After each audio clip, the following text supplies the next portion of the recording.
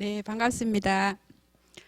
원래는 이 자리에 다 앉아 계셔야 되는데 이제 특수한 상황으로 온라인으로 진행하게 되었습니다.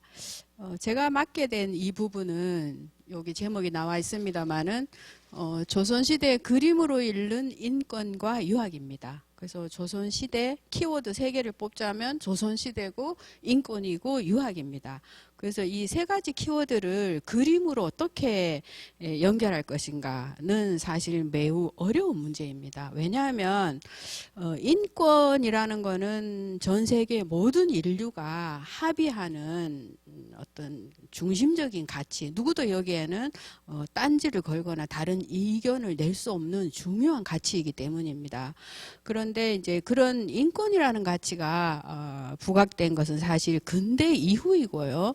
왕조 사회였고 신분 사회였던 조선 시대에 과연 이제 인권의 가치를 그것도 그림을 통해서 어떻게 얘기할 수 있을 것인가? 또 유학이라는 그 조선시대를 지배했던 이데올로기이죠. 조선시대 사람들의 머릿속에는 어떤 행동이든 어떤 물질 문화이든지 간에 유학이라는 그런 이념적인 바탕이 있었기 때문에 그림이라는 것도 거기에서 벗어날 수가 없었습니다. 그래서 인권이라는 것을 그림의 차원에서 어떻게 풀어낼 수 있을까? 조선시대라는 그 시대적 분위기에서 상당히 어려운 얘기입니다. 지금과는 너무나 사회, 문화적 여러 요건들이 달랐기 때문이죠.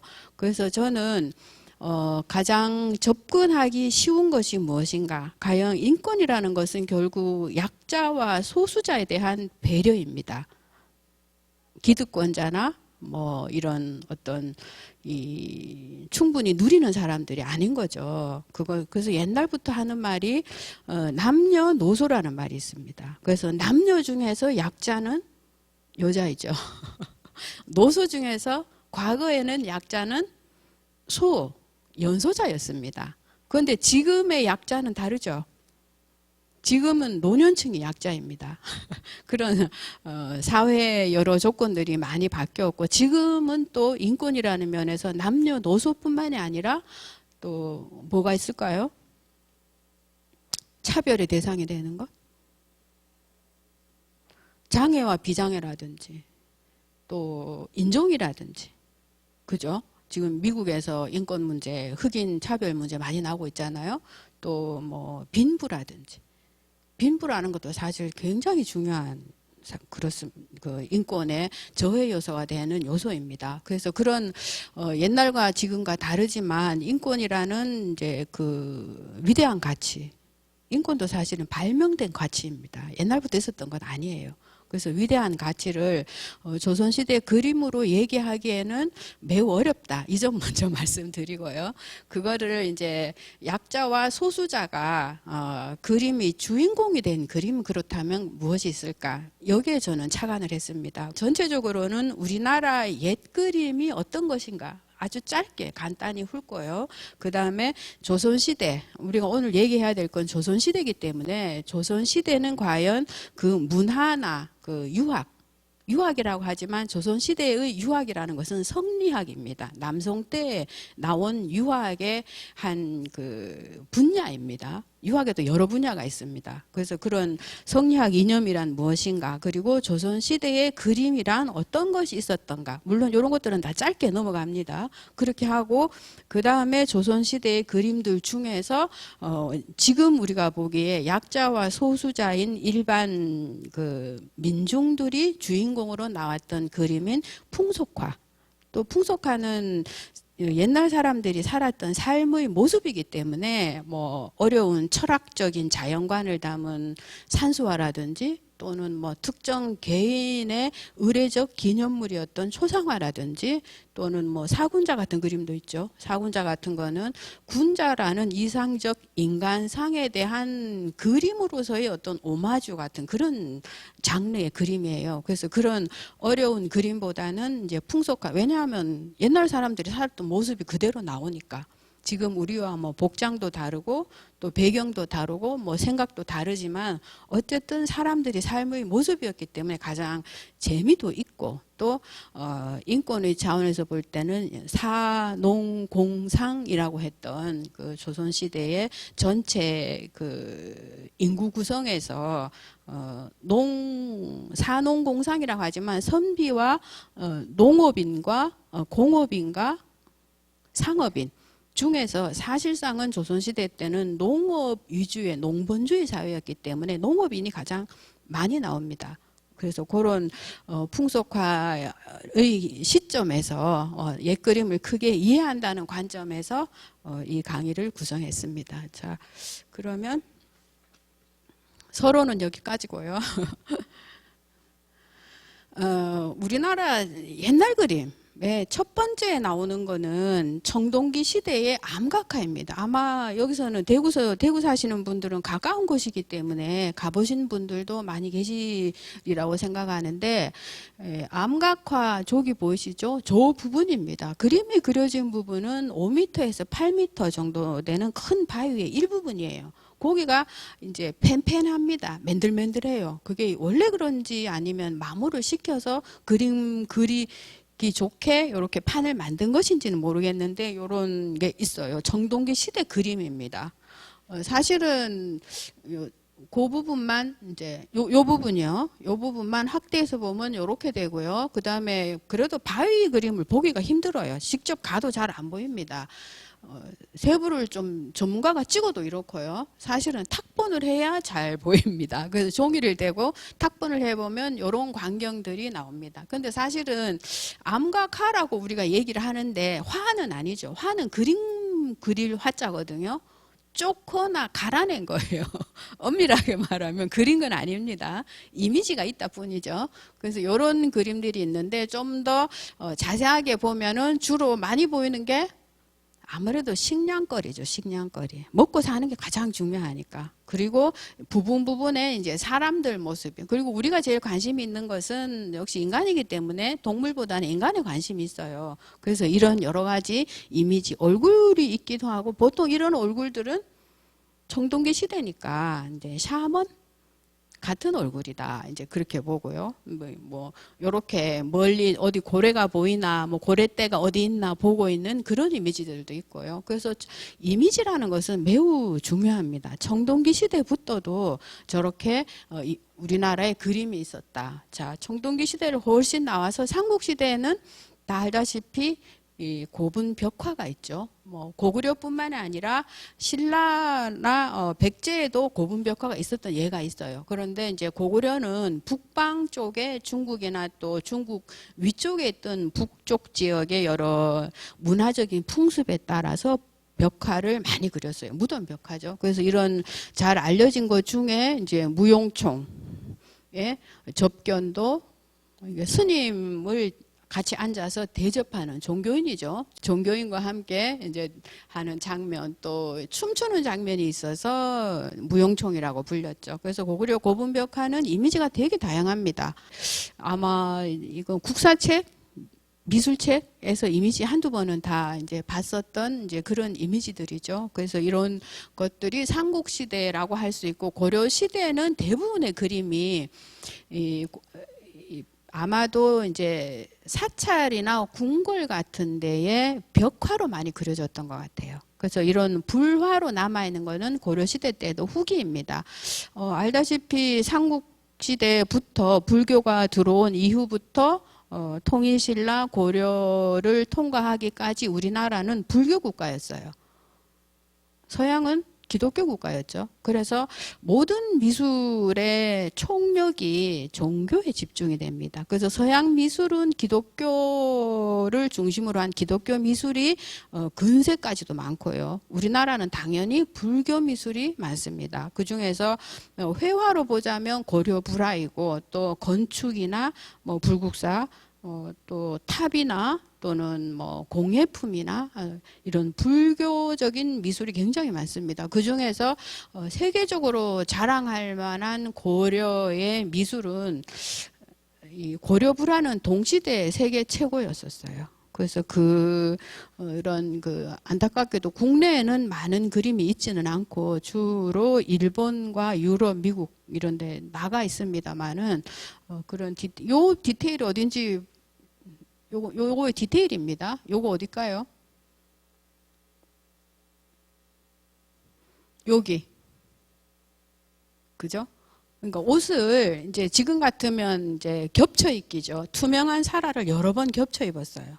그래서 그 사라를 한 올 한 올 그 디테일이 묘사한 것이 그야말로 금도 여기는 많이 쓴 그림인데 엄청난 이 기술적 숙련도에 거기에 이제 이런 그림을 그린 사람은 종교적 헌신까지 들어가기 때문에 종교 미술이 위대한 점은 거기에 있어요.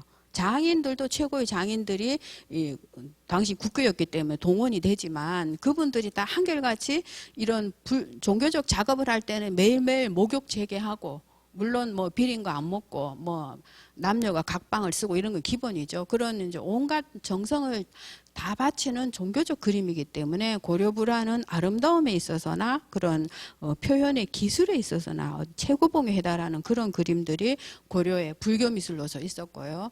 우리 오늘 주제는 조선시대인데 조선시대가 들어오면 그 이전에 청동기 시대에 암각하는 식량 조달을 위한 어떤 기원? 고래를 많이 잡게 해주세요. 또는 뭐 이 멧돼지도 아까 나오고 했는데 멧돼지 많이 잡게 해주세요라는 기원을 그림으로서 뭔가 모르는 자연신에게 기원하는 그림이었고 삼국시대 고분벽화는 그 무덤의 주인인 왕이나 고급 귀족이죠. 그런 사람들이 저승세계에 가서도 이승세계처럼 호화롭게 잘 먹고 잘 사세요. 살겠어라고 하는 무덤 주인, 묘주라고 합니다. 무덤 주인의 희망이 반영된 권력자의 특수한 그림이에요. 사실은. 그죠? 그리고 그거는 이제 크게는 고분미술이라고 합니다. 그러니까 실제적으로 고구려 고분의 벽화를 그리게 했던 그 무덤에 들어간 사람들의 가족이나 또는 뭐 그 사람들이나 우리가 지금 이거 무덤을 열고 그 그림을 보리라고는 상상도 못했죠. 자기와 함께 영원히 무덤 안에 있을 그림이라고 생각했던 거예요. 그래서 장의 미술, 고분 미술이라고 하는 것이고 또 고려 불화 같은 것도 그거는 사실은 감상의 대상이 아니에요. 예배의 대상입니다. 걸어놓고 절하는 그림이에요.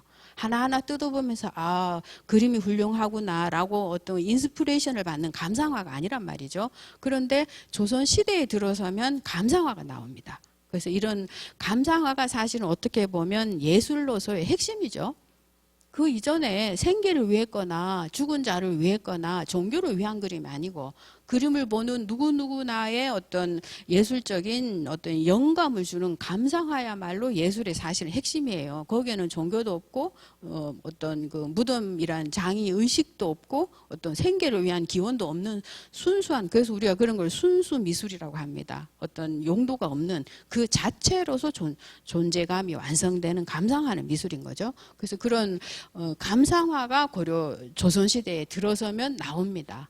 그게 이제 가장 널리 알려진 것이 안견의 몽유도원도이고요. 디테일을 보면 요게 제일 핵심되는 하여간 부분인데 그런 이제 감상화가 있고요. 그리고 이 그림은 조선시대는 첫 머리 역사가 들면 나오는 것이 그 숭유 억불 유학을 숭상하고 불교를 억누른다라고 하는데 유학이라는 거는 종교가 아니라 학문입니다. 그래서 불교가 이렇게 발전했던 시기에는 스님들이 최고 권력자예요. 고려시대는 그랬어요. 왕의 아들도 출가합니다. 왕 아들 하는 세자 하는 거 왕손 하는 것보다 승려되는 게 더 사회적 이권이 많기 때문이에요. 사실 어떻게 보면 사회 분위기가 그렇다는 거죠. 그런데 조선시대 때는 그 무엇을 하는 것보다 학자 되는 게 제일 지배층에 들어가는 지름길입니다. 유학, 숭유, 억불이라고 조선시대 처음부터 나오기 때문에 그래서 유학이라는 것은 학자들이고요. 조선시대는 그래서 문치주의, 문으로 학문으로 다스리는 나라 가 조선이었어요. 그래서 이 학자들, 학문으로 다스린다는 거는 학자라는 거는 글을 짓고 쓰고 읽는 사람입니다. 여기 도서관인데 그 사람들이 제일 좋아하는 게 도서관이죠. 그 책이고요. 그래서 이런 이 감상문입니다. 이게 몽유도원도 뒤에 쭉 이어져 있는 것이 20m나 되는 감상문이에요. 한 사람 한 사람이 그 그림을 감상하고 감상문을 글로 써서 학자니까 그 그림 뒤에다 붙여놓은 두루마리입니다. 그래서 조선시대에 들어서면 그림의 종류가 장의미술도 아니고 종교미술도 아니고 순수한 이 학자라고 하면 지금 교양인 인문학에 관심이 있는 지식층, 지금으로 보면 아마 그 정도의 어떤 인구라고 볼 수가 있는데 그런 사람들이 중심이 되기 때문에 이런 것들이 나오고요. 조선시대의 문화는 뭐 여러 가지 핵심이 있습니다. 뭐 4대 교린이라든지 배불숙류라든지 농본 민생이라든지 이런 것들이 있고, 요거는 왜 나왔냐 하면 조선시대 그림은 크게 그림의 바탕이 종이와 비단 두 가지 있습니다. 이거는 비단 그림이에요. 그래서 옛날 말에 그 지천년 견 500이라는 말이 있어요. 종이는 1000년을 가고 비단은 500년을 간다. 비단은 동물성이기 때문에 오래 못 가요. 그런데 옛날에는 비단이 종이보다 훨씬 고급 재료였어요. 그래서 좋은 값비싼 귀한 그림은 전부 비단에 그렸어요. 이 그림도 귀한 그림입니다. 그래서 옛날에 비단에 그려진 그림은 다 귀한 그림인데 시간이 오래 지나니까 우리나라 종이는 또 특별히 중국의 종이나 일본의 종이나 다 종이 문화권인데 동북아시아가 우리나라 종이는 한지, 닭지라고 해서 굉장히 질기고 튼튼한 것이 제일 장점입니다. 중국의 화지 또 일본에도 화지라고 하는데 이제 그런 그 그림의 바탕이 있는데 그 중에서 종이와 비단 중에 비단은 옛날에는 귀한 그림을 다 비단했지만 세월이 오래 지나가니까 이게 동물성이 되다 보니까 색깔이 좀 진해집니다. 그래서 지금으로 우리가 감상하기엔 한눈에 안 들어와요. 어둡습니다. 비단 바탕 때문에 그렇게 된 거예요. 그래서 옛날의 그림의 재료는 종이와 비단이 있었다. 이거는 그 중에서 비단 그림인데 요 그림 자체는 김홍도 정조시대 때 유명한 화원화가였죠. 그린 궁중의 정조가 즉위하면서 궁중후원의 규장각이라는 왕실 도서관이자 미술관이자 어떤 행정의 왕의 측근 기관으로서 규장각이라는 기관을 만들고 건물을 새로 짓습니다. 그래서 그 건물을 그리게 한 그림이고 여기에 그 정조 앞에 임금이었던 숙종이 이미 써놨던 이런 현판이 있었어요. 이것도 규장각인데 그걸로 요게 처마 밑에다가 걸었던 그런 비단 바탕의 견본이라고 하죠. 비단 견자를 써서 견본이고요. 그 다음에 바탕으로는 종이와 비단이 있고요. 그림의 물감, 쉽게 말하면 물감인데 물감이라는 세 가지가 있어요. 첫째는 우리가 제일 잘 아는 수묵화, 먹만으로 그린 거예요. 비단에도 먹만으로 그릴 수 있어요. 아까 그건 채색화인데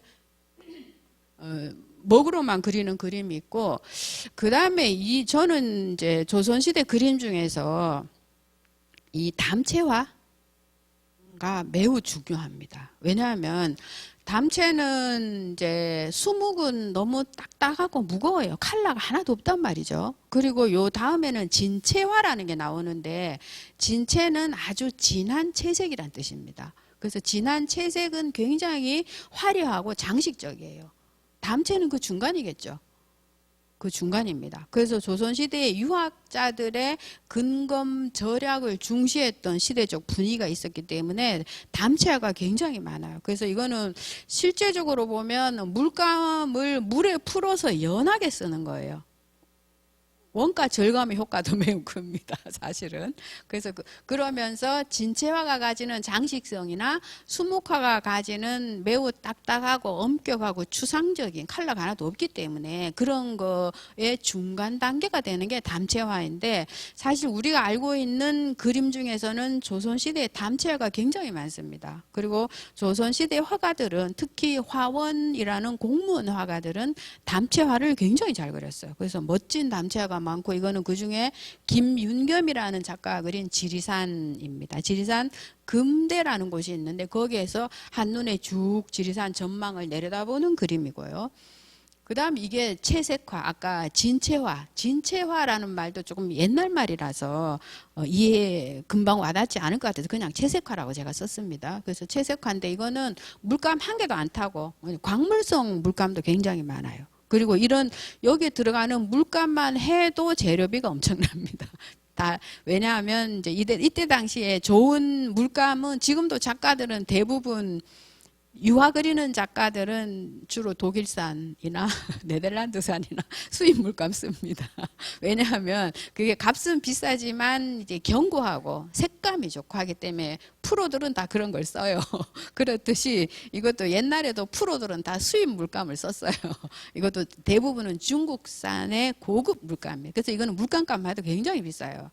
그래서 이런 채색화 도 있었는데 이런 그림들은 주로 궁중에서 사용됐어요. 궁중에서 사용된 그런 채색화가 있고요. 그 다음에 병풍이 나온 거는 그림의 옛날 그림의 형식 아까 봤던 목류도원도는 쭈루룩 두루마리로 된 거예요. 두루마리가 됐고요. 그 다음에 두루마리 말고 밑으로 길다란 그림이면 족자라고 하죠. 족자가 있고 옛날 그림의 종류가 그 다음에 나중에 나오는 김홍도의 풍속과 같은 것은 화첩이에요. 화첩은 옛날로 치면 지금으로 치면 스케치북입니다. 그래서 이렇게 넘겨가면서 그림이 나오는 거예요. 이렇게 그러니까 일종의 한 권이 되겠죠. 시리즈 그림입니다. 그래서 화첩 그림이 있고요. 그림의 형식이 다 지금의 보자기처럼 두루마리도 말면 되고요. 족자도 말면 되고요. 화첩도 이게 수백 페이지라도 딱 한 권이죠. 다 이게 축소 확장이 가능한 형식이에요. 서양 그림은 그렇지 않죠. 캔버스는 무조건 벽에다 걸어요. 말아 놓을 수가 없어요. 그런 특징이 있는데 어쨌든 아까 목류도원도 같은 것은 두루마리고 아까 규장각 김홍도가 규장각은 족자로 되어 있는 그림이고요. 그 다음에 이런 병풍이 우리나라에 많아요. 확장과 축소가 가능한 형식이 한국 그림의 매체의 한 특징이라고 볼 수 있는데 그 중에서 가장 대규모의 큰 사이즈가 병풍이에요. 병풍은 작게는 2폭의 가리개부터 많게는 12폭짜리까지 있어요. 12폭 넘어가는 건 없어요. 12폭까지 있는데 그래서 병풍이 옛날에는 또 특히 뭐 사는 집에는 사랑방에는 사랑방용 병풍이 있고요. 할머니 계시는 안방에는 안방용 병풍이 있고요. 애들이 공부하는 공부방, 사랑방에 딸린 조그만 애들 공부하는 방에는 애들용 병풍이 또 따로 있어요. 그래서 병풍은 실제로는 옛날에는 말 그대로 하면 막을 병자의 바람풍자입니다. 바람막이에요, 병풍이란 거. 그래서 옛날에 한옥은 위풍이라고 해서 이 바람이 쌩쌩 난방이 많지 않았을 시대이니까 겨울에는 병풍을 펴서 방 안에 온도를 보존하는 그런 용도였는데 차츰 그 방 안의 분위기나 어떤 이제 뭐 지금도 하다못해 달력을 걸어도 우리가 공간을 장식하고자 하는 본능이 사람들한테 있어요. 자기 거주지를 책상 위에 뭘 놓든지 간에 뭘 놓는 것도 그렇고요. 그래서 그런 병풍이 굉장히 많았는데 요거는 책거리 병풍이라고 하는 거예요. 아마 돌잔치 정도 됐겠죠. 요렇게 이 책거리 같은 거는 공부하는 애들 공부 열심히 하라고 그런 애들용의 그런 병풍 내용이고요. 그걸 이제 저 때는 사진에 이제 그 빛 조절이 잘 안 될 때니까 원래는 저렇게 마루에서 했겠지만 마당에다 내놓고 사진을 찍은 거죠. 그래서 뒤에다 병풍을 들고 나와서 여기 병풍 들고 있는 할머니 보이세요? 뒤에서 이렇게 받쳐주고 있는 거예요. 그리고 여기 있는 거는 재래용 병풍입니다. 이런 거는 이제 소병이라고 해서 힐소자 또는 백병풍이라고 해요. 지금 아마 제사를 아직까지 지내는 분이 많은데 제사 지낼 때는 보통 뒤에다가 이제 글씨병풍, 그림병풍 대신에 조금 엄숙한 행사 의식이기 때문에 그 글씨병풍을 주로 치고 제사를 지내는데 원래 안동 양반댁에서는 다들 아무것도 없는 그냥 백지만 바른 거예요. 그거 재래용 병풍으로 따로 있었어요. 그래서 한국 사람 일생은 옛날에 그 며느리가 몸을 풀 때 해산을 하면 뒤에다 병풍을 쳐놓고 따뜻하게 해야 되니까 그러니까 따뜻하게 병풍을 쳐놓고 그 앞에서 엄마 뱃속에서 태어나죠. 그리고 죽으면 관에다 모시고 병풍 뒤에다 모시고 우리 병풍 앞에 있는 상에다 절합니다. 그래서 병풍 앞에서 태어나서 병풍 뒤로 돌아가는 게 한국 사람의 일생이다 라고 할 정도로 병풍이 그때 뭐 또 돌 때 치는 병풍, 결혼할 때는 혼례식 병풍, 또 환갑이 될 때는 환갑 때 치는 병풍들이 또 따로 있었어요. 그래서 병풍 문화가 굉장히 발전해서 병풍 그림도 많았던 것이 이제 우리나라 조선시대 그림의 어떤 매체적인 여러 종류이고요. 자, 그 다음에 또 뭐가 있을까요? 두루마리가 처음 있었고요. 이게 발전한 순서이기도 해요. 족자가 있었고요. 화첩이 있었고요. 병풍이 있었죠. 마지막 한 개가 있어요. 아마 잘은 모르실 텐데 이거는 이제 보조로 이거는 엘리자베스 키스라는 1919년에 지금부터 한 100년 전이죠. 영국인 여성 화가가 한국에 이 스케치 여행 관광 겸 스케치 여행을 왔었어요. 영국 여성입니다. 그때 와서 그렸는데 이거는 판화로 되어 있는 건데 그때 그분이 와서 그린 그 판화들 중에 인물이 있는데 뒤에 다 병풍이 있어요. 그만큼 병풍이 다 있었다. 사람이 신뢰는 그 신뢰 성격에 맞는 웬만한 사는 집이라면 다 병풍이 있었다라는 것을 보여주는 것이고요.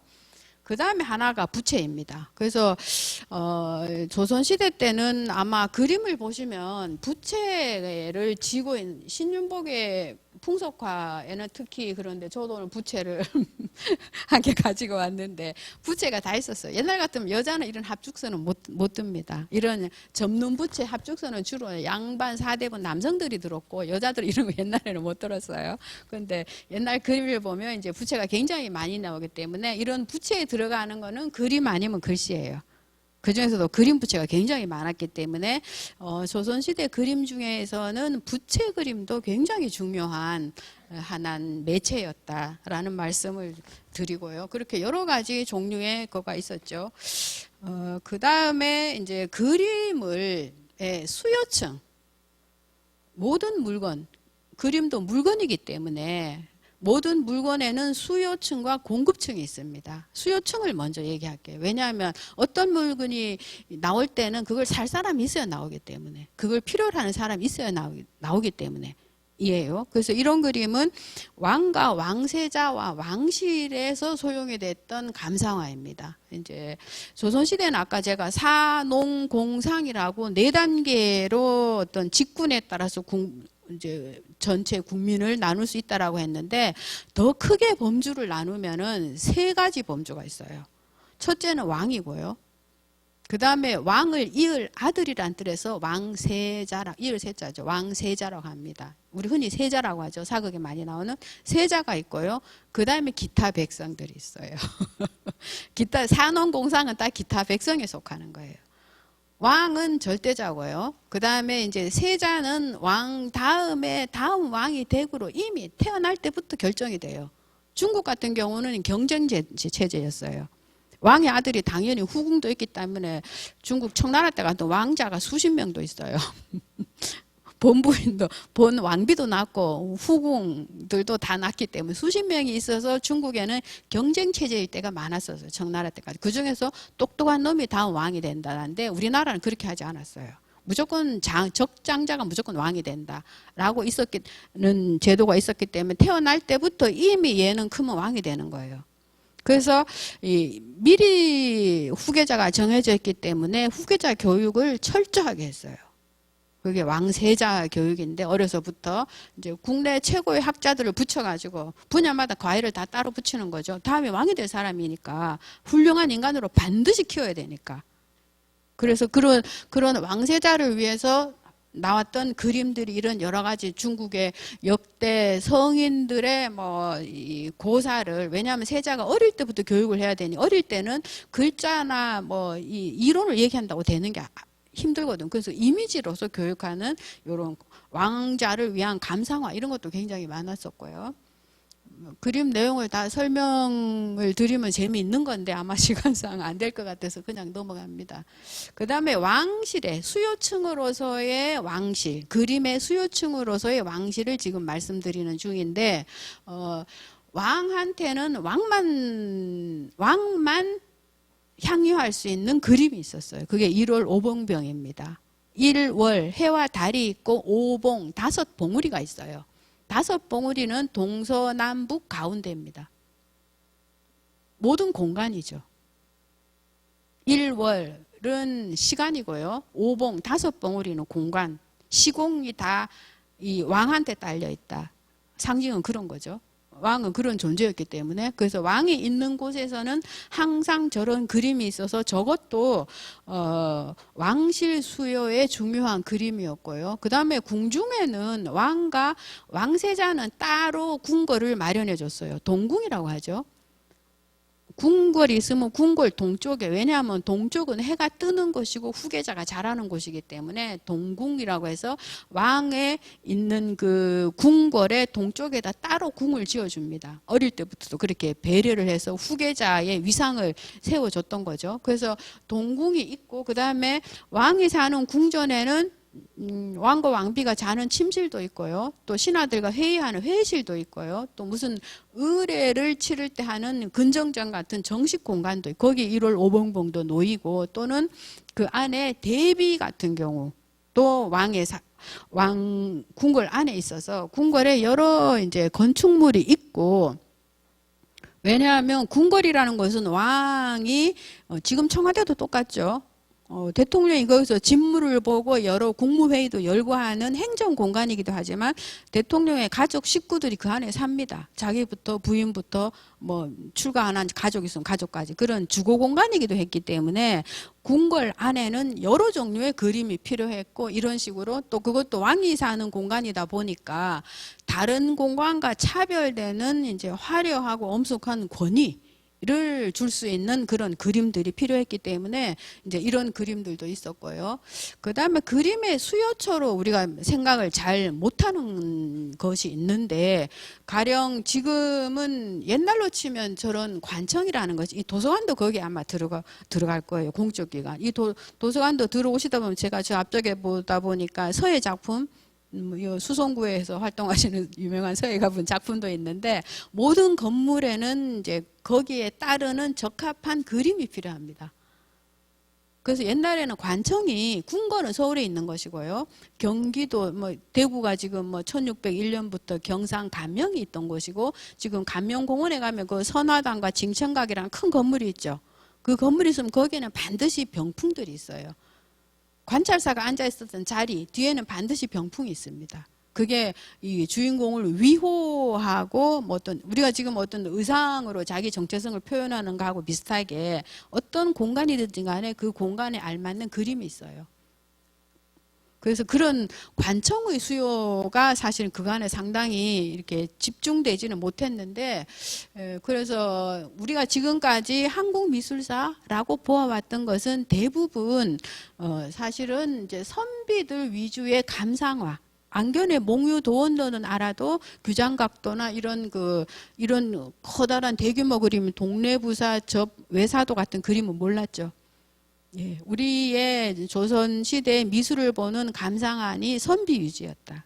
그리고 어느 시대의 문화든지 간에 그 시대의 주류 지배계층, 오피니언 리더라고 할 수 있겠죠. 그 사람들의 시각을 반영하는 문화가 주류 문화이고 나머지 시각들은 공정히 배려받지는 못했어요. 우리도 지금 그런 상황이라서 관청 수요의 그림, 아까 이제 궁궐 수요의 그림도 제가 몇 개 보여드렸지만 아마 그런 그림도 상당히 낯서실 거예요. 국사책이나 미술 지금 뭐 고등학교 때까지 거치면서 보기 힘들었던 그런 그림들인데 사실은 우리가 지금까지는 어떻게 보면 조선시대의 미술을 지배계층 중심의 시각으로 편식했다. 궁중의 그림도 있고요. 그 다음에 이제 이런 관청, 지금 뭐 이런 도서관, 문화예술회관 또는 뭐 경북도청, 대구시청 이런 데 다 그림이 있어요. 뭐 실제로 뭐 MBC 방송국, 뭐 매일신문사, 뭐 어떤 공적 성격을 띠는 어떤 큰 대규모 시설에는 다 그림이 있어요. 옛날에도 다 그랬어요. 주로 병풍이 있었죠. 그래서 그런 관을 수요가 있었고, 크게 이제 그림의 수요처로 보자면 우리는 지금까지 사를 중심으로 한 수요처를 전통 미술사라고 배워왔는데, 궁을 중심으로 한 미술의 수요처가 굉장히 많았고, 관도 굉장히 많고, 그 다음에 그 지배층에 끼지 못하는 아주 서민 백성들, 민자가 딱 나오면 저기다가 화자를 붙이면 뭐가 되죠? 민화. 민화는 아시는 분 많이 계시죠? 예. 그래서 민화는 오히려 궁궐화나 관청의 궁화보다는 이 부각이 좀 된 면이 있어요. 다양한 수요층의 다양한 계층의 미술이 조선시대 미술로서 있다. 요거는 요 부분의 디테일입니다. 잘 그렸죠? 예, 엄청납니다. 저기도 여러 가지 이야기가 있지만, 예, 그리고 이거는 경기 감영도입니다. 지금도 서울 다음에 수도권이죠. 서울은 조선시대 때도 그 서울공화국이었기 때문에 서울 따로 지도도 굉장히 많아요. 서울 그림 많습니다. 그리고 이제 지금 관청 얘기를 하는, 관청이 이거는 지금 현재로서 있던 자리가 저기 한 개 한 개가 잠깐 디테일 있나? 모르겠네. 예, 디테일도 있네요. 요게 이제 선화당. 여기 밑에 있는 건 한자입니다만은 다 여기 써놨던 거예요.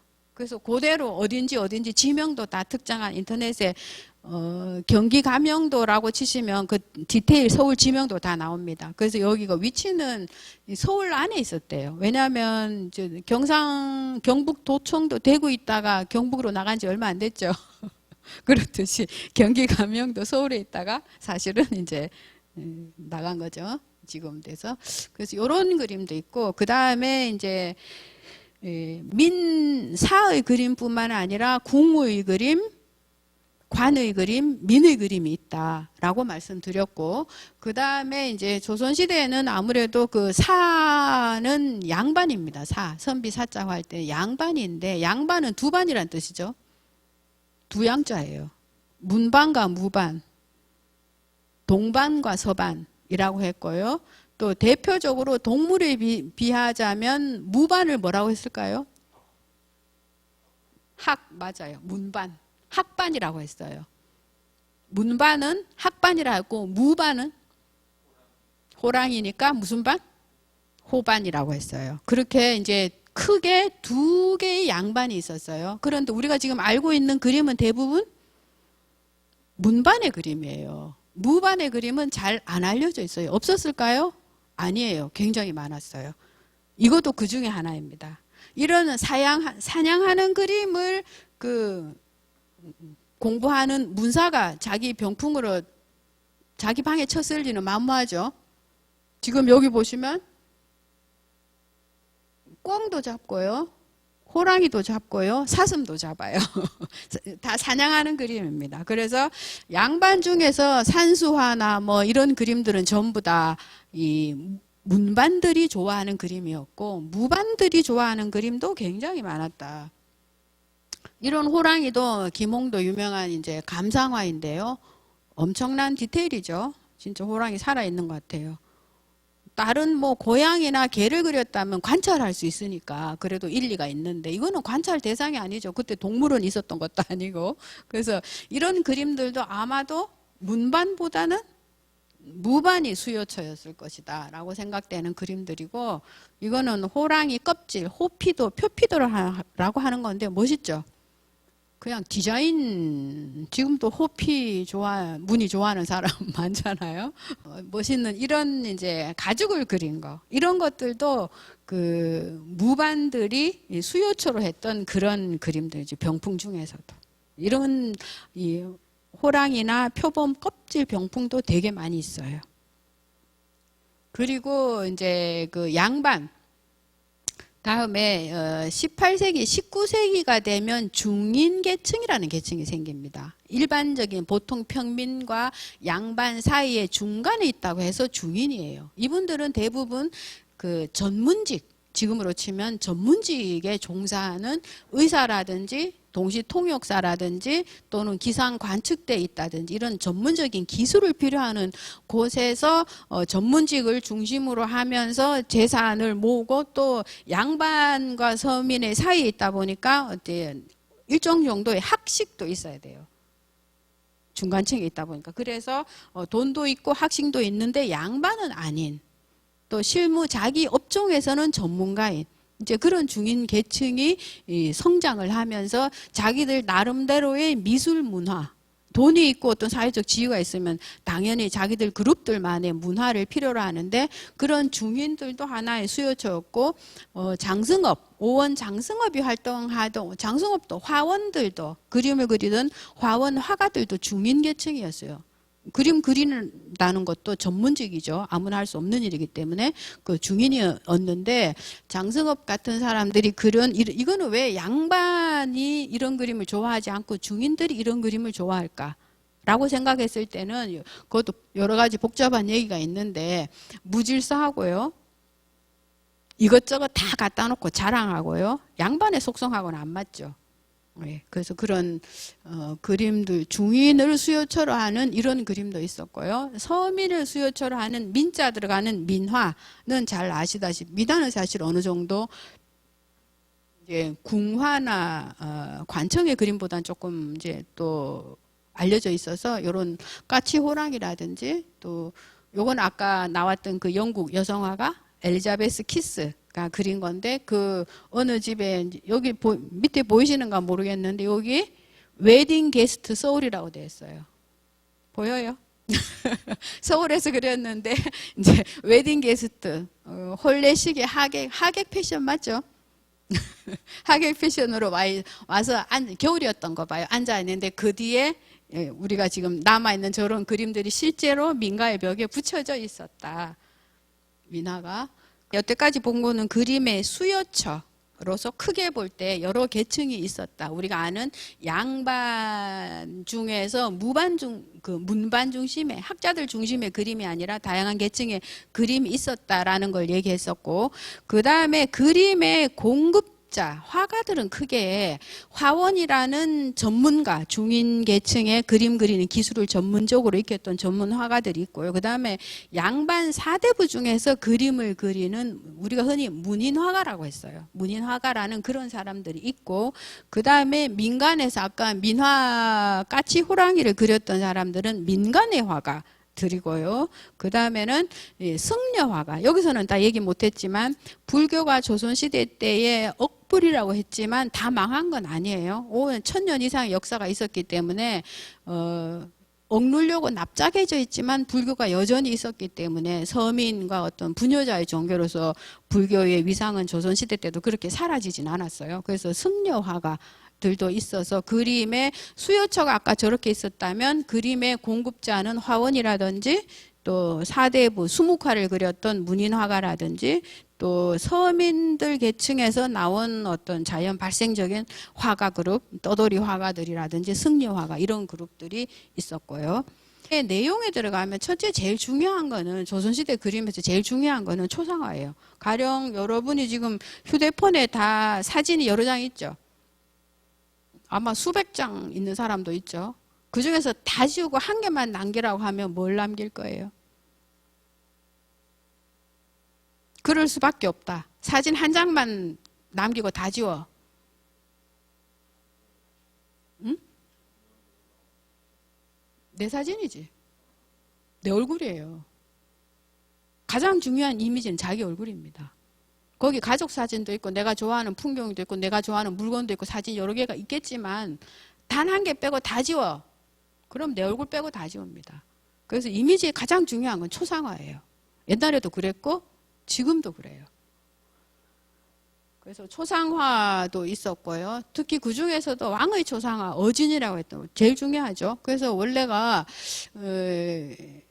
영조의 어진을 그렸다는 기록은 이렇게 있어요. 있는데 실제로 남은 것은 요거밖에 없고요.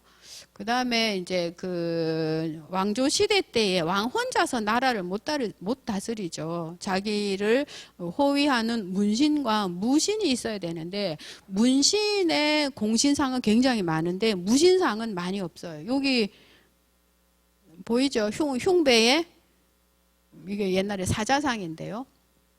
그래서 이런 공신상이라는 것이 어진 다음으로는 중요한 국가의 그림 사업이었고, 아까 태조 어진에서 보듯이 이런 그림 우리가 볼 때 이렇게 그림, 요 그림 같은 거예요. 그래서 족자를 이렇게 해서 늘어뜨리는 장치, 또 이렇게 배접하는 것, 여러 초상화는 왜냐하면 단순한 얼굴 사진이 아니고 이거를 집안에 대대손손 물려서 제사 때마다 꺼내서 걸어놓고 이제 의례용의 제례용의 사진 그림이었기 때문에 저런 것이 있었고요. 초상화.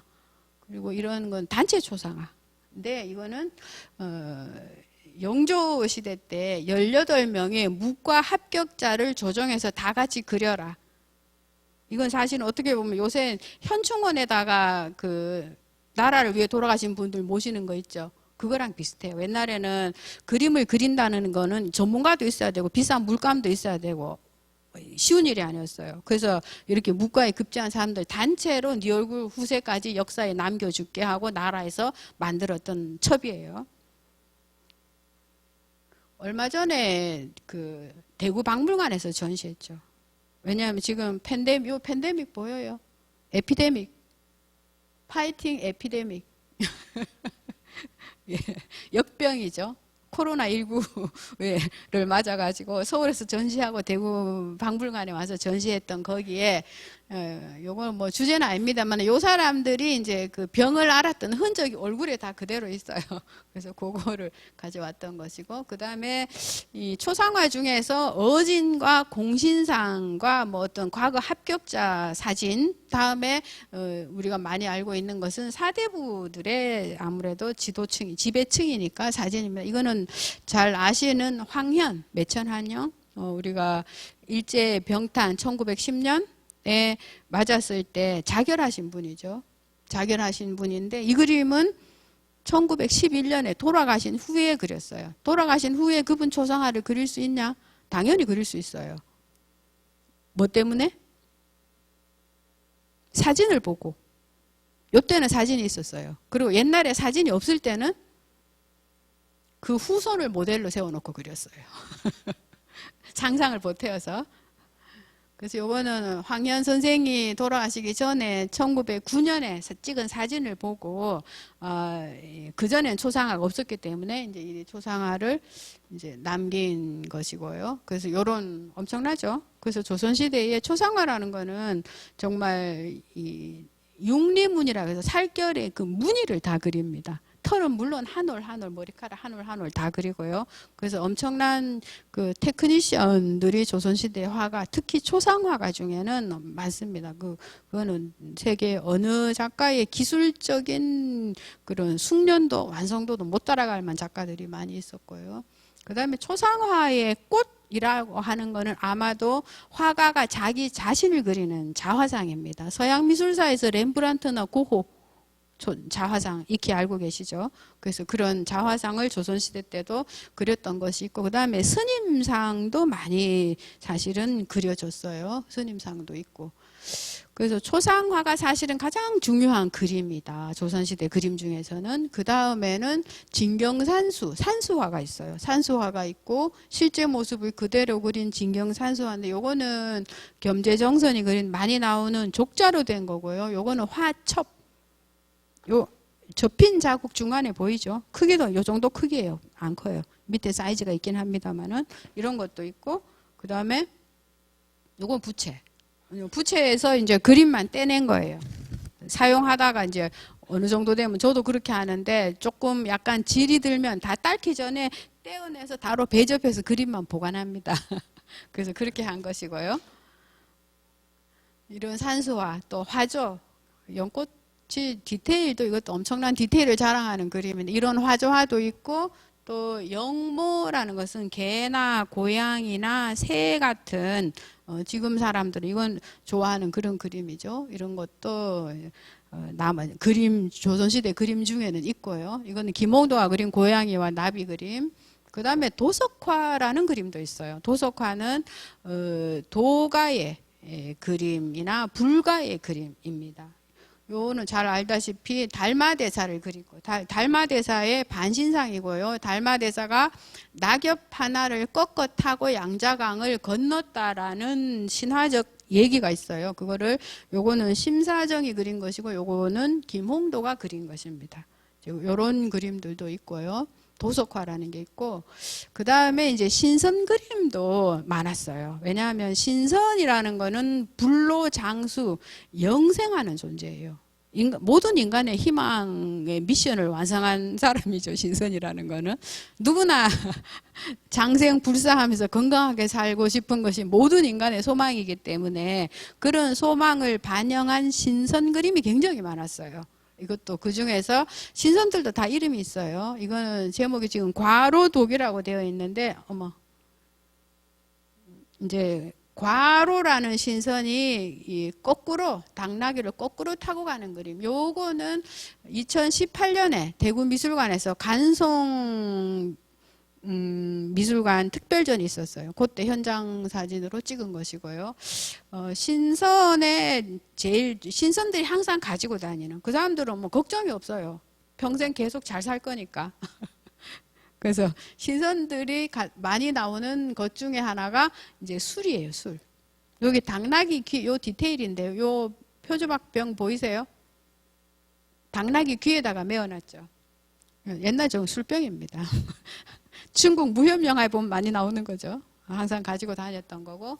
그다음에 고사 인물화라고 해서 옛날 중국에서 우리나라도 뭐 있어요. 이제 각별히 특별한 행동을 했던 사람들의 행위를 그림으로 그려서 남기면서 그거는 뭐라고 해야 될까요? 그런 유별난 기행을 기린다라고 할까요? 그런 그림이 있어요. 이거는 이제 고사 세동도라는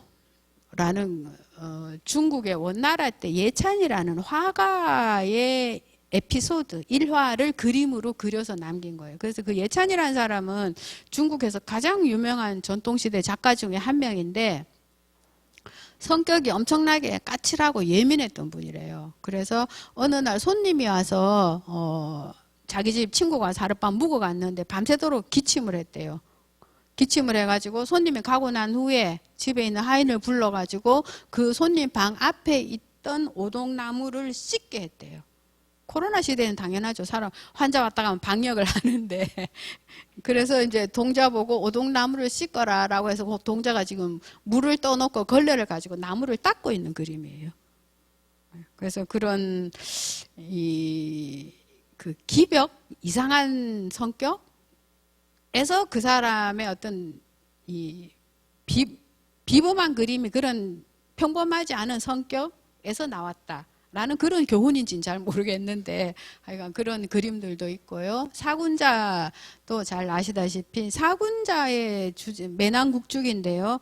사군자의 주제는 군자입니다. 군자. 군자라는 거는 옛날 사람들이 유교 사회에서 이상적으로 생각했던 어떤 인간상이에요. 인간상. 군자처럼 살아야 된다라고 항상 생각했기 때문에 그런데 인간이랑 군자처럼 살아야 된다고 하지만 군자처럼 살기란 매우 현실적으로 힘듭니다. 그럴 때 이 그림을 한 번 더 쳐다보면 나도 저렇게 대나무처럼 바람이 불더라도 휘어질지언정 꺾여지진 않고 꿋꿋하게 내 소신대로 살아야 되겠다라고 하는 것을 이 그림을 보면서 자꾸 다짐하는 그림이에요. 사실은 사군자라는 거는. 인간은 약하기 때문에 뭔가 의지할 게 필요하죠. 그래서 뭐 요새 타투도 새겨놓고 뭐 다 어떤 그 좌우명 삼아서 약하기 때문에 뭔가 의지해서 내 그 결심을 지킬 대상이 필요한 거예요. 그래서 그걸 그림으로 볼 때는 사군자 그림입니다.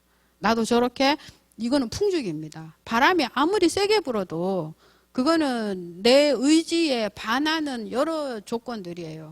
공부는 하고 싶은데 잠이 온다든가 안 먹어야 되는데 살 빼려면 먹고 싶다든가 이제 그런 내 의지대로 안 되는 거를 뭔가를 보면서 이제 의지를 더 다짐하는 그런 그림. 근데 옛날 조선시대 사람들은 그게 이제 목표치가 뭐 다 몇 킬로도 아니고 뭐 잠 안 자고 몇 시간 공부하는 것도 아니고 오로지 군자가 이상적인 인간이 되는 것이 목표였기 때문에 이제 그걸 그림으로 그려놓고 다짐했던 거. 그게 사군자이고요.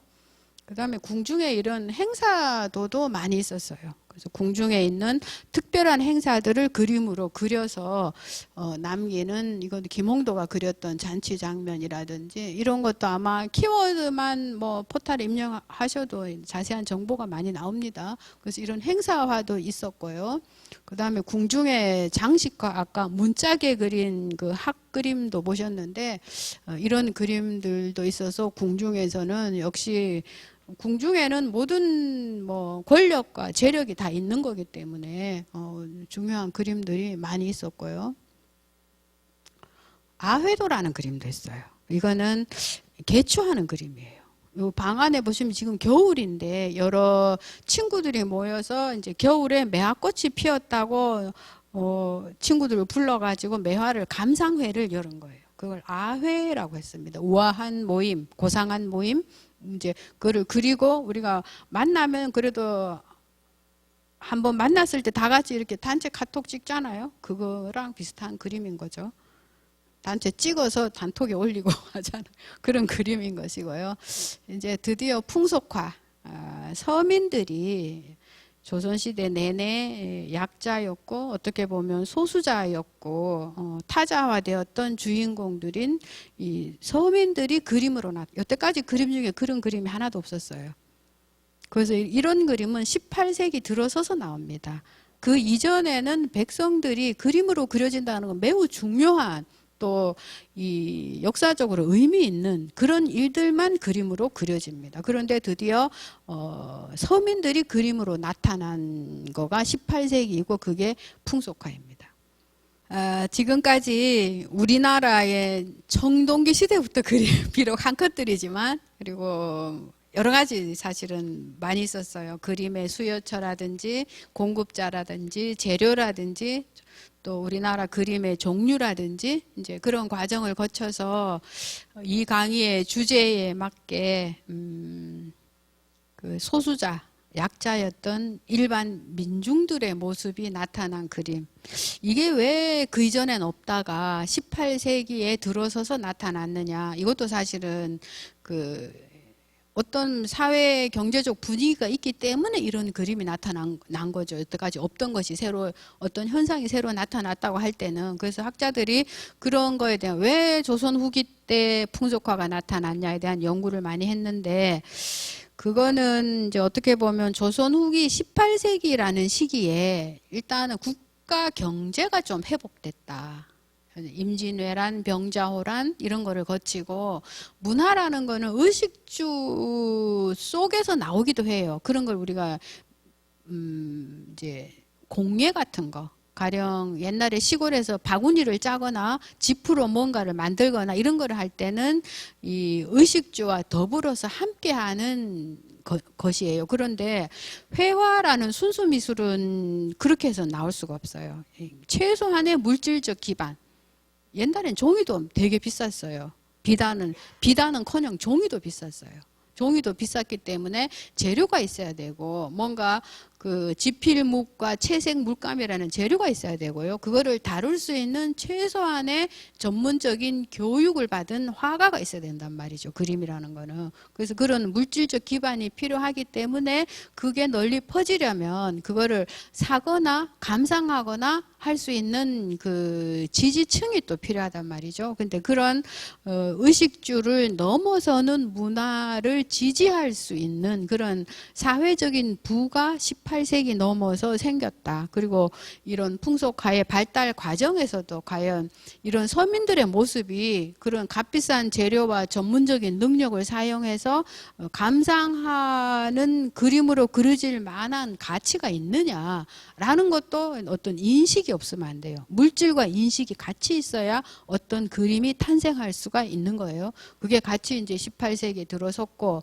지금 이제 나타난 것이고, 이제 그거를 대표적인 전문가들의 그림, 조선시대의 그림의 공급자로서는 크게 두 가지죠. 하나는 전문적인 그림 기술을 익힌 화원 화가들이고, 하나는 이 붓을 항상 공부하면서, 옛날에는 공부하면서 지필목을 가지고 먹을 갈아서 붓으로 글씨를 쓰는 게 공부기 때문에 자연히 그림의 재료와 수묵화만 그린다면 공부의 재료가 같은 거예요.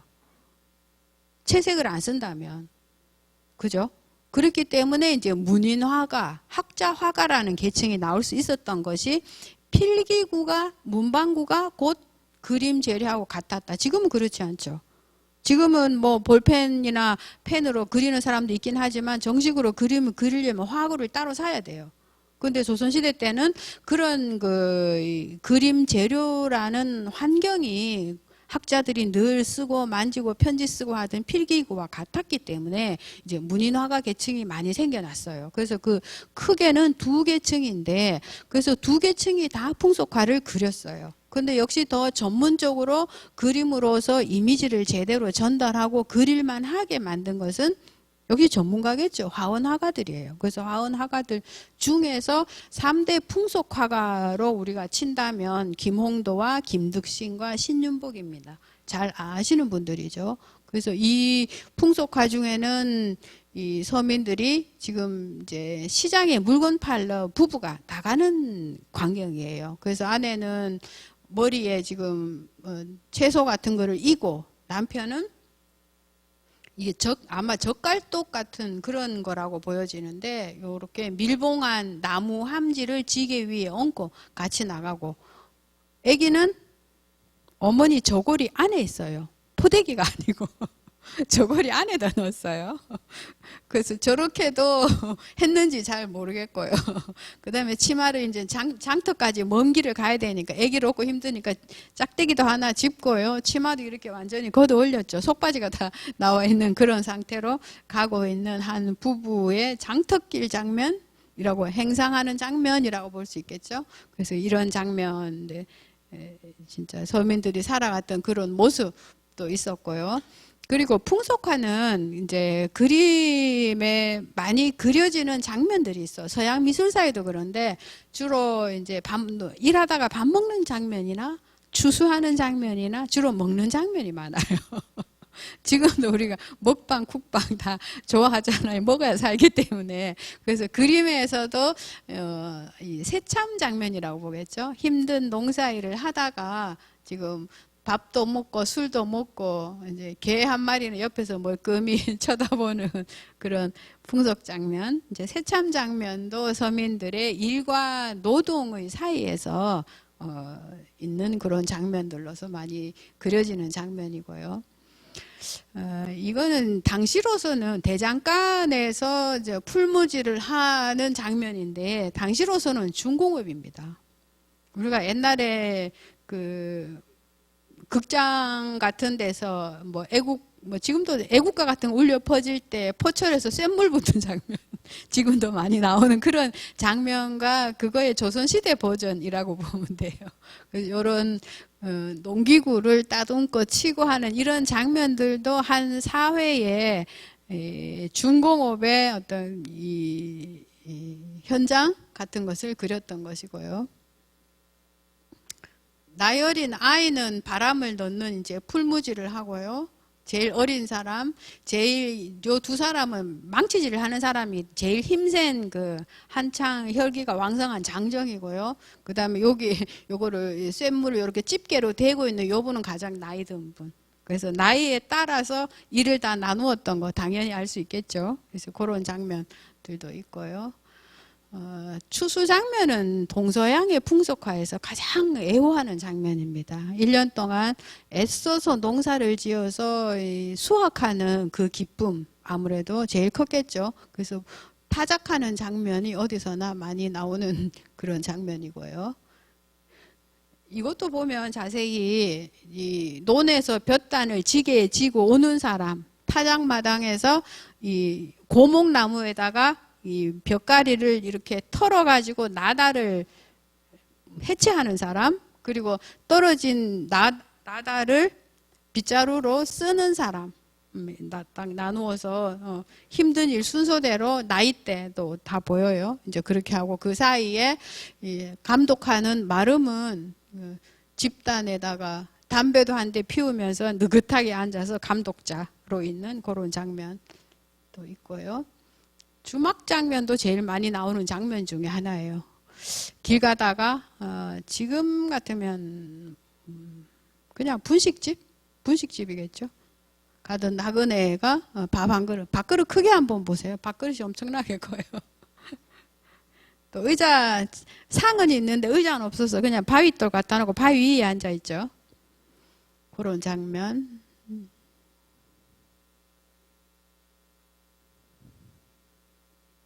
또 우물가에 있는 장면. 길 가다가 우물터에서 이제 물 한 두레박 얻어먹고 가는 나그네의 장면.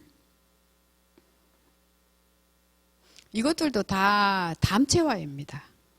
담채화. 색깔이 은은하게 들어있어서 이게 흑백이라면 이런 그림이 안 어울리고요. 또 아주 컬러가 진한 진채 채색화라도 이런 그림에는 안 어울려요. 그래서 담채로 그 중간 단계를 잘 조정해서 그린 담채화들이고요.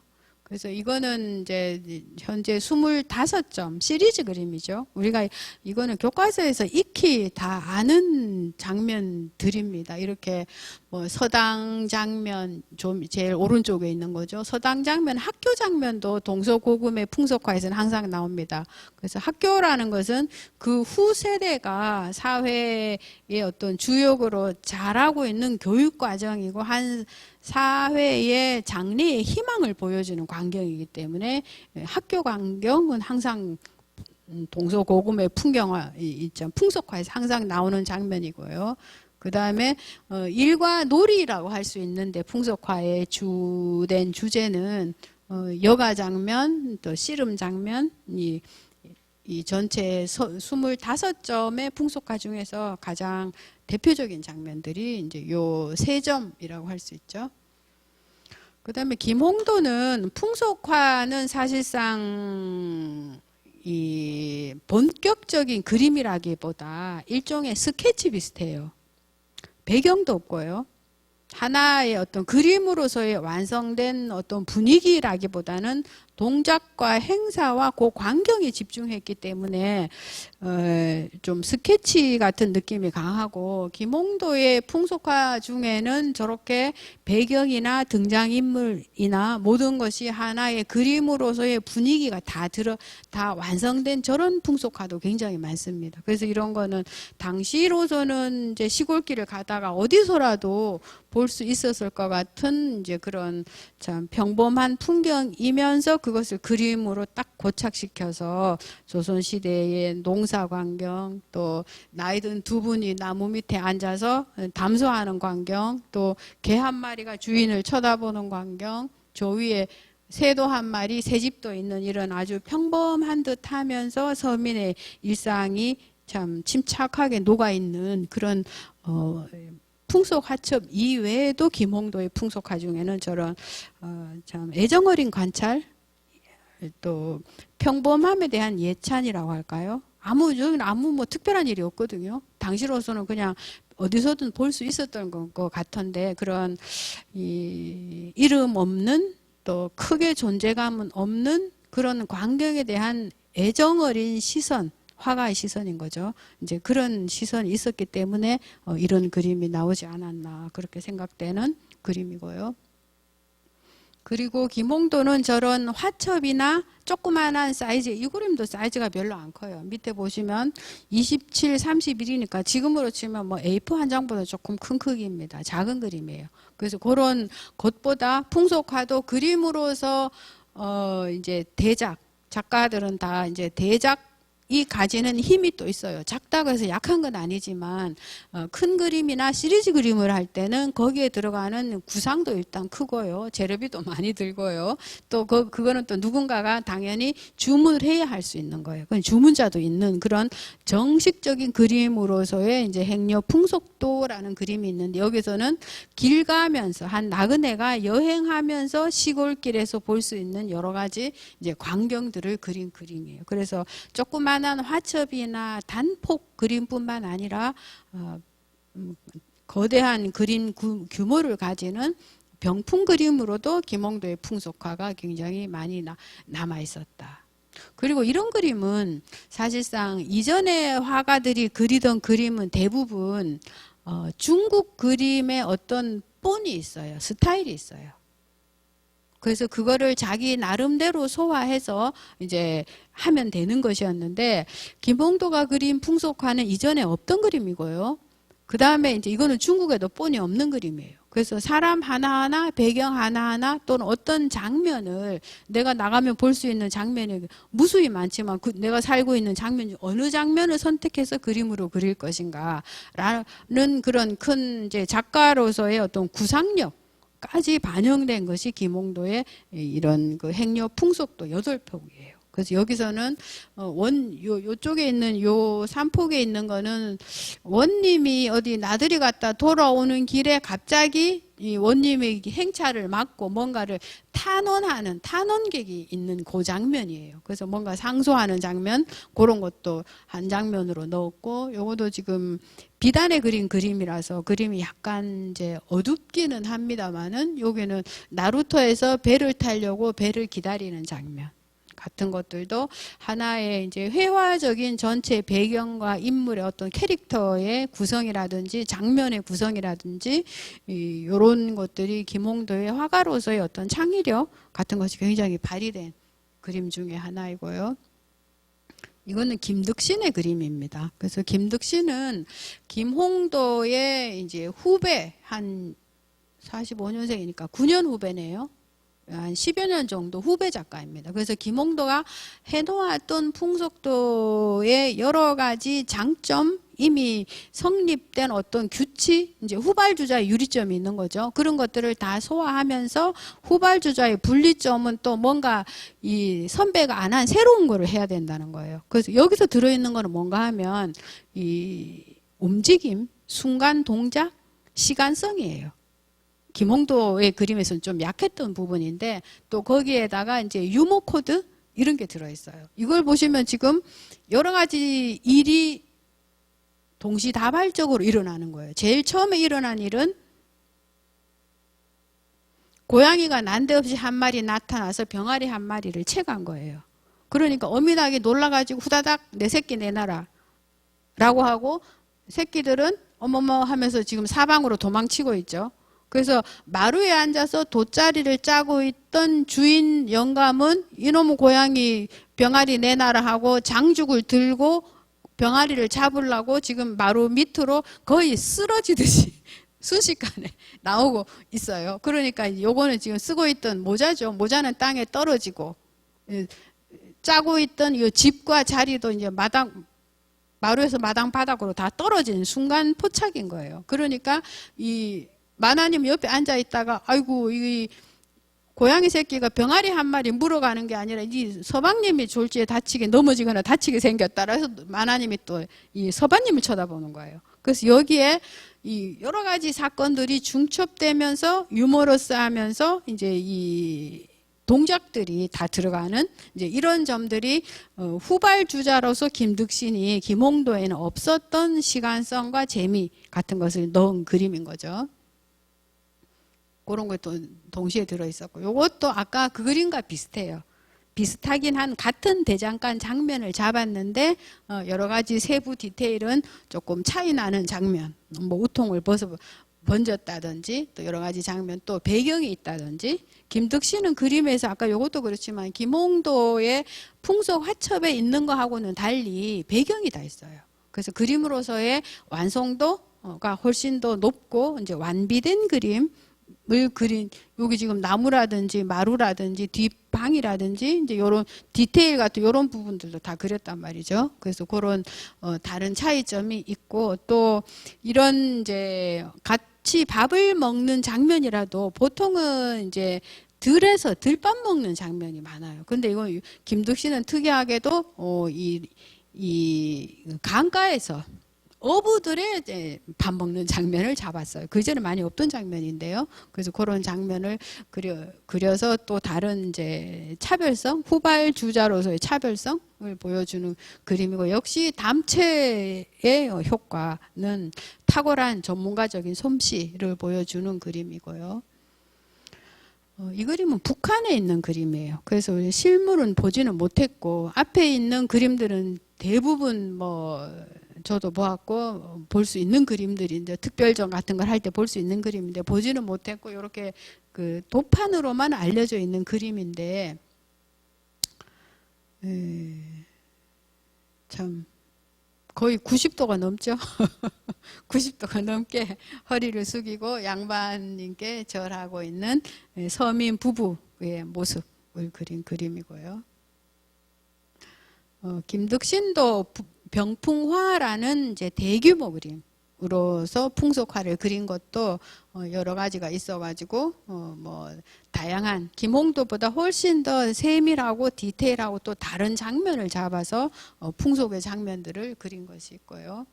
이것도 그 전체 8폭 중에서 4폭 4폭 나누어서 보시는 거고, 그래서 긍제 김덕신이 단원 김홍도는 이제 풍속화의 최초 완성자라고 할 수 있고, 또 신윤복 같은 경우는 특별히 남녀의 어떤 장면을 포착해서 나름 특정 영역을, 또 누구나 이성의 문제는 인간의 기본적인 욕구 중에 하나이기 때문에 다 흥미를 느낀단 말이죠. 그렇게 해서 차별성을 가진 데 비해서 김덕신은 분명히 김홍도와도 다르고 신윤복과도 다른데 그 작가적 개성이 널리 알려져 있지는 않단 말이죠. 그래서 김덕신도 사실은 훌륭한 풍속화의 작가로 우리가 주목해야 된다라는 의미에서 따로 한번 프로필을 적어본 것이고요. 신윤복이죠. 여성들의 김홍도나 신윤복의 큰 차이점을 하나 들자면, 신윤복은 여성 캐릭터의 그 확보, 묘사에 훨씬 더 많은 애정을 쏟았다라는 점. 이건 주인공 3명이 다 여자예요. 비구니 스님하고 아마 기생이겠죠. 장옷을 쓰고 그다음 기생 뒤에 데리고 몸종을 데리고 비구니 스님을 찾아오는 그림. 그러니까 조선시대 그림들 중에서 이 서민들이 소수자 약자인데, 그 중에서도 여성은 더욱 소수자와 약자의 그런 위치에 있었는데, 신윤복의 그림에서는 어떤 동시대에 아마 세계적으로 봐서도 그럴 것 같아요. 물론 이제 특수 신분인 기생들을 대상으로 했지만 여성 인물상을 확고하게 구축한 작가는 신윤복이 아닌가, 이제 그렇게 생각합니다. 그리고 이 채색을 잘 썼다는 거예요. 김홍도는 담채만 썼고요. 김덕신도 담채만 썼는데, 신윤복의 경우에는 아주 완전한 그 궁중의 장식화 같은 완전 진체의 채색화는 아니지만 색채의 농도가 훨씬 진해요. 그래서 담채로는 보기 어려운 색채 효과를, 왜냐하면 지금의 우리가 볼 땐 담채를 아무리 잘 쓰는 담채의 효과도 중요하지만 색채가 가지는 힘도 미술에 있어서는 대단히 중요한 건데, 그것을 잘 활용한 작가가 또 신윤복이 아닌가, 그런 생각이 들어서 여기에 나오는 녹색이라든지 여기 파스텔 톤이죠. 예, 핑크색, 살구색, 또 푸른 치마, 또 요런 담채, 여기 버드나무 가지 오르는 연한색, 요런 것들도 어느 민족이든지 고유한 그 색채 감각이 있어요. 색채 정조도 있고 색채의 톤을, 가령 우리가 중국인들이 좋아하는 빨강색은 우리한테는 그렇게 막 친근하게는 안 다가와요. 아주 새빨간 빨간색이 있어요. 그래서 그거를 물감에서는 차이니즈 레드라고 따로 있어요. 중국 빨강색이에요. 그래서 우리가 좋아하는 빨간색하고 틀려요. 같은 빨강으로 분류돼도. 그런 식으로 어느 민족이든지 색채에 대한 독특한 어떤 정조, 습관, 취향 이런 게 있는데, 그런 거를 잘 보여주는 그림 중에 하나가 신윤복의 색채 감각, 색채, 아주 진채도 아니고 아주 담채도 아닌데 은은하면서 뚜렷한 색채. 뭐 은은하면서 뚜렷하다 하면 약간 모순이 되는 말인지 모르겠는데 하여간 그런 색채 감각이 또 신윤복의 그림에 있는 것이 그거 작가로서의 한 또 장점이라고도 생각이 되고요. 서민 부녀자 여성들이 옛날에는 이거는 길가에서 스님들이 공연을 하는 거, 지금으로 치면 버스킹이죠. 옛날에는 스님들이 굉장히 가난했기 때문에 실제로 사람들이 많이 다니는 모퉁이에 나와서 일종의 공연을 합니다. 여기서도 지금 공연을 하죠. 공연을 하고 나서 지나가는 사람들이 다 우리가 그 기타 가방 이런데 뭐 1,000원짜리 뭐 돈 하나씩 놓고 이렇게 가잖아요. 버스킹 하는 것처럼. 그렇게 하듯이 그렇게 하고 요 장면은 공연이 끝나가지고 노래하던 사람이 이제 그 공연비를 거두는 장면이에요. 요 사람 보이시죠? 부채를 내밀고 있잖아요. 요것은 이제 큰 북을 치는 사람, 여기는 목탁을 치고 조그마한 꽹과리를 치면서 요로 하나, 둘, 셋, 넷 4인조 악단인 거예요. 4인조 악단이 공연을 하는데 요 사람은 아마도 이제 그 노래 부르는 사람이에요.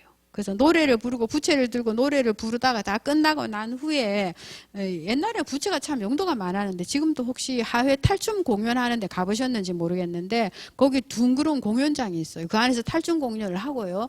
다 끝나면 매니저 격인 뭐 하고 주인공이 나와서기도 하는데 돈을 이제 사람들이 공연비를 거두는데 그냥 돈을 주고받지 않아요. 다 이렇게 부채를 내밉니다. 그럼 부채를 이렇게 내면 여기다 돈을 얹어요.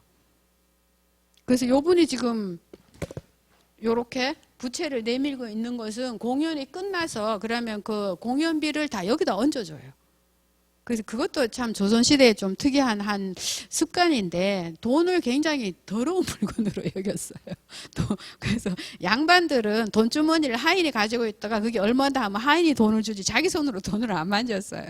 그래서 그런 풍습이 남아서 그런가는 모르겠는데 사례비를 줄 때도 그래서 이제 이렇게 여기다가 다 얹어요. 제가 몇 년 전에 갔을 때 그때도 그렇게 하더라고요. 왜냐하면 저렇게 연희하고 공연하는 사람들은 부채가 항상 이제 소도구죠. 그래서 뭐 이렇게 하고 이렇게 가리키기도 하고 부채를 펼치기도 하고 하여간 부채가 엄청 다양한 용도로 쓰이는데 써서 항상 어떤 공연 예술 하는 사람 옛날에는 부채를 항상 쥐고 있었는데 그게 이제 그 공연비를 거두는 주머니 역할도 했던 거죠. 그래서 이렇게 여기서 그 장면입니다. 그러니까 지금 저기에 지금 돈을 꺼내죠. 속주머니에 주머니. 저게 주머니예요. 지금 우리는 이게 이제 주머니인 줄 아는데 원래 한복에는 주머니가 없었어요. 주머니를 달고 다녔어요. 그래서 주머니를 열어서 거기서 이제 돈을 꺼내가지고 부채 위에 얹으려고 하는 그런 장면인데 이거요. 그래서 그런 장면, 이제 부녀자들과 그때 서민들과 어떤 불교, 뭐 여러 가지 연희자, 뭐 길거리 공연 장면, 이제 같은 서민 문화의 일종이겠죠. 이제 그런 것들도 다 나와 있는 장면이고요. 그 다음에 신윤복의 해원 전신첩이라는 이 그림 중에서 완전한 서민들, 이분들도 사실은 양반 부녀자들입니다. 아니면 기녀들이거나 완전 서민 백성은 아니에요. 신윤복의 해원 전신첩 이거 지금 30점 중에서 완전 서민이 나와 있는 그림은 요거 한 개예요. 일단 옷 색깔이 다르죠. 그냥 흰 옷 그냥 입었어요. 이런 이제 다양한 그 염색한 옷은 비쌉니다. 흰 옷보다. 왜 흰옷을 조선시대 백이민족이니 흰옷을 좋아했다니 흰색을 좋아한다 이런 얘기도 많이 나오는데 흰색은 원래 무명이나 배를 짠 원래 바탕색이고요. 이런 옷들은 다 한 차례 가공을 거쳐서 비용이 투입된 옷들인 거예요. 칼라옷은.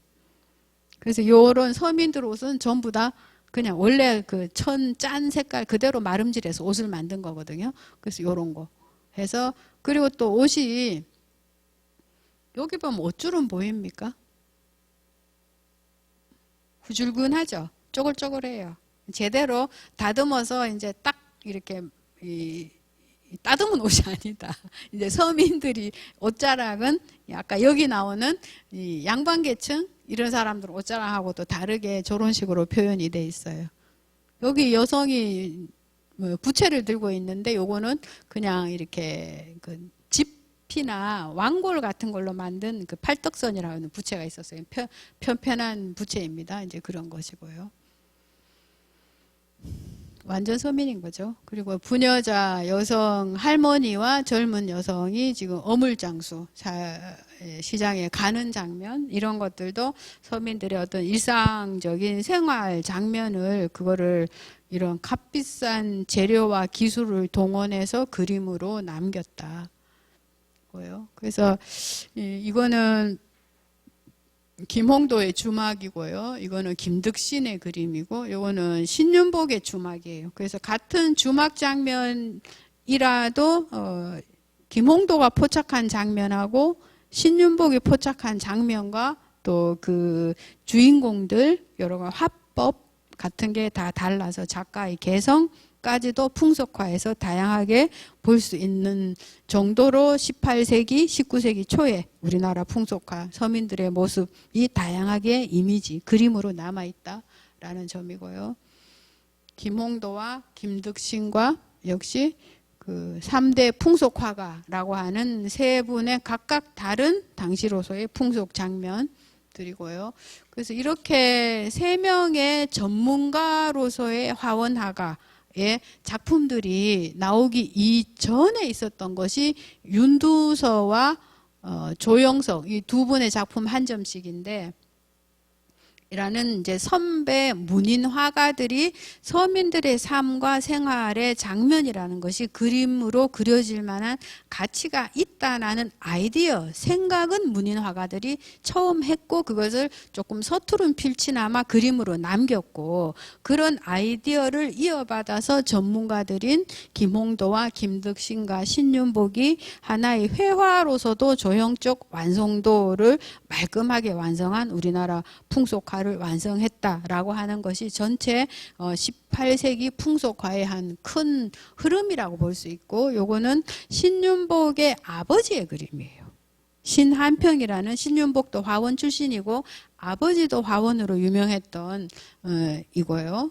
그런 신윤복의 그림, 이거는 훨씬 뒤에 거의 19세기에 와서 또 이런 풍속화가 지게를 지고 있는 옹기장수의 모습으로 나타났는데, 옛날 옹기장수는 이렇게 옹기를 지게에 지고 다니면서 장터에다가 지게를 세워놓고, 그러니까 이때 지게는 일종의 그 운반 기구면서도 진열장이었어요. 그대로 세워놓고 손님들이 이거 달라 저거 달라 하면 거기서 꺼내서 주고 했기 때문에 이동식 진열장이기도 했던 거죠. 그래서 지게에 있는 이제 그런 권용정이라는 작가의 지게는 우리나라만 있는 거예요. 중국에도 없고 일본에도 없고 아주 이제 산지 지형이 많은 우리나라의 독특한 서민 남성들의 어떤 생의 동반자였죠. 그런 지게가 그림으로 정확하게 남아 있는 것이고요. 이것도 김득신의 그림 중에 한 점입니다. 여름날 대문 앞에 부자 3대, 여성은 없고요. 할아버지와 손자와 아버지. 아버지는 이제 지금 이때 가장이고요. 할아버지는 은퇴한 가장이고, 할아버지 뒤에 있는 손자는 미래의 가장이죠. 남성 3대의 그런 여름날의 한 풍경을 그린 것입니다. 그래서 옛그림이라는 것이 다양한 관점에서 볼 수 있고, 우리가 그림이라는 것은 인간의 여러 이제 교양이기도 하지만 생활을 이런 남겨져 있는 한 역사물이기도 합니다. 그래서 그런 관점에서 조선시대와 그 이전의 그림을 전체적인 흐름 속에서 서민들의 모습이 회화적으로 그림으로 그래도 다들 멋지게 형상화되어 있는 그림들을 중심으로 한편 살펴봤습니다. 그래서 혹시 제가 지금 매일신문에 혹시 집에서 신문 보시는지 인터넷판으로도 봐도 되고요. 매주 월요일에 연재를 하고 있어요. 우리 옛그림, 옛찬, 그림 한 점을 뭐 몇 달락의 문장으로 이제 설명하는 거예요. 그래서 혹시 이 기회가 우리 옛그림에 대한 관심과 애정을 좀 더 증폭시키는 기회가 되기를 여러분께 바라고, 또 관심 있으시면 저거를 앞으로의 어떤 뭐 취미 공부로 좀 봐주시면 좀 더 교양적인 삶을 살 수 있지 않을까 그렇게 생각합니다. 오늘 저의 강의 들어주셔서 감사하고 이것으로 마치겠습니다. 감사합니다.